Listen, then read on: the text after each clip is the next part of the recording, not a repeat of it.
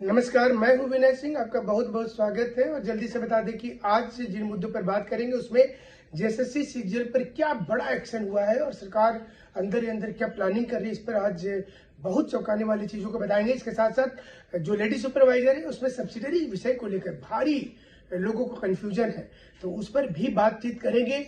इसके अलावा जो टेट वाली एग्जाम थी, जेटेट वाली सहायक नियुक्ति आचार्य परीक्षा जो थी 20 अप्रैल तक में बहुत कुछ होने वाला है। कल देर रात को नोटिस भी आ गया उसे लेकर के। और जेएसएससी, जैसे हमने बताया था कि हाईकोर्ट ने कहा था कि जेएसएससी को पहले से एक कैलेंडर फिर से निकालिए और बताइए कि टीचर वाले में आप क्या करें, तो इस पर भी आपको पूरी बात बताएंगे। इसके अलावा ढेर सारी चीजें होंगी, लेकिन पहले आपको बता दें कि हमारा 100 प्रत्येक शनिवार के सुबह 7 से 11 बजे तक 4 घंटे का ये महत्वपूर्ण शो है, जिसमें हर सप्ताह एक विषय पर बात होती है। ये सप्ताह जो होगा शनिवार, उसमें सिर्फ जेपीएससी पर बात होगी। जेपीएससी पर रेडियो धूम में 104.8 एफएम पर आप सुनना नहीं भूलेंगे। रांची के आप हैं या जमशेदपुर के हैं या फिर धनबाद के हैं, रेडियो धूम जहां जहां तक उसकी आवाज पहुंचती है वहां तक आप हमें सुनेंगे हर शनिवार को।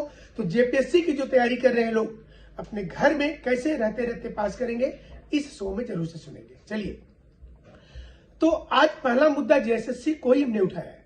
जेएसएससी सीजीएल पर 6 पुलिसकर्मी जिनके नाम आए थे पेपर लीक प्रकरण में, मतलब पेपर लीक करवाने में उनकी भूमिका थी। पेपर लीक हुई या नहीं हुई, ये जांच अभी भी चल रही है, लेकिन अफवाह इन्होंने उड़ाया, ये झारखंड की सीआईडी रिपोर्ट कहती है। और इसके बाद इन 6 लोगों पर बर्खास्त करने की अनुशंसा की गई, यानी कि इनको नौकरी से हटाया जा रहा है। ये रिपोर्ट 7 मई के पहले हाईकोर्ट में सबमिट हो जाएगा, यानी कि सीआईडी ये बता रही है कि हम पूरी ताकत के साथ काम कर रहे हैं। नंबर 2, जो एफएसएल की रिपोर्ट आई है वो भी दर्ज कर दी गई है। सवाल ये उठ रहा है 7 मई को उस पर भी विशेष जानकारी मिल जाएगी। हाईकोर्ट उस रिपोर्ट को कितना एक्सेप्ट कर रहा है, हाईकोर्ट कितना उसमें पॉजिटिव खोज रहा है, हाईकोर्ट कितना आगे की सोच रहा है।